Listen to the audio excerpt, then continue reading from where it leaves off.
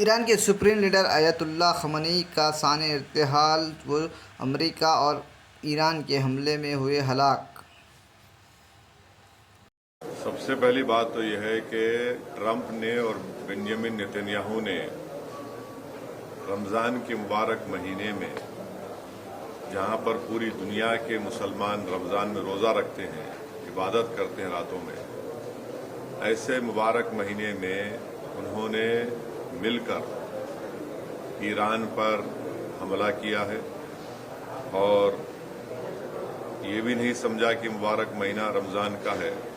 مگر خیر وہ تو انسانیت کو نہیں ماننے والے ہیں بنیامن نتنیاہو، اور جو حملہ ہوا ایران کے اوپر ہم اس کی مذمت کرتے ہیں،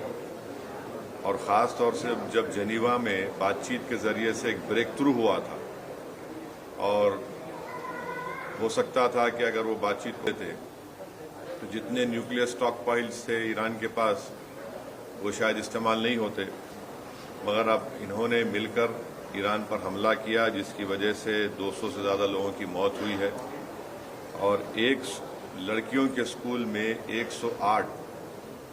جو بچیاں اسکول میں پڑھتے ہیں ان کی موت ہو گئی۔ آیت اللہ خامنئی کی موت ہوئی ہے، اور میں اس کو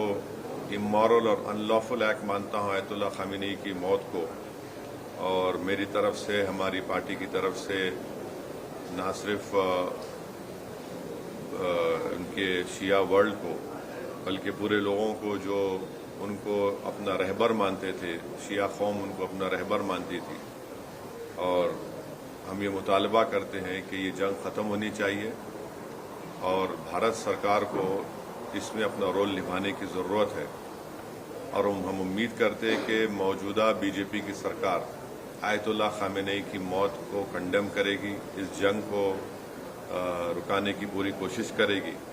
کیونکہ یاد رکھیے کہ 10 ملین کے قریب بھارت کے ناگرک گلف کنٹریز میں کام کرتے ہیں،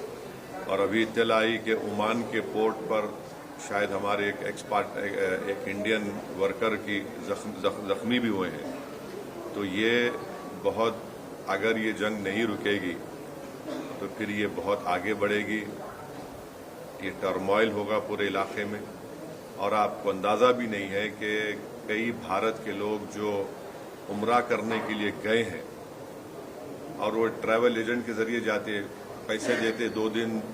مکے میں یا 3 دن مدینے میں، اب ان کے پاس پیسے نہیں ہیں، وہاں پہ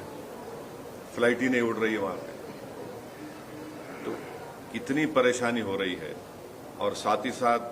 آپ یہ بھی بات جانتے ہیں کہ ہمارے جو پڑوسی ملک ہے اور جو اسرائیل ہے، یہ دونوں ملک اپنے پڑوسیوں کو چین سے جینے نہیں دے رہے۔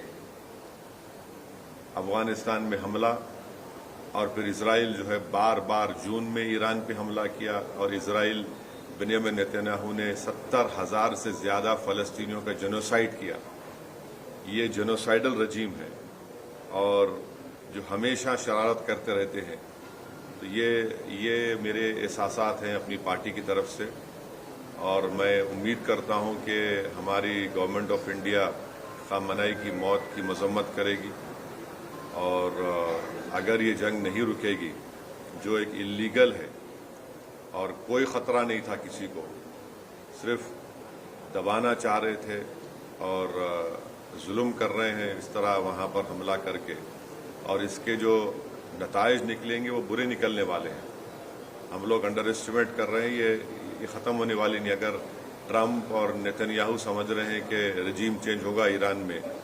نہیں سمجھتا کہ رجیم چینج ہونے جانے والا ہے۔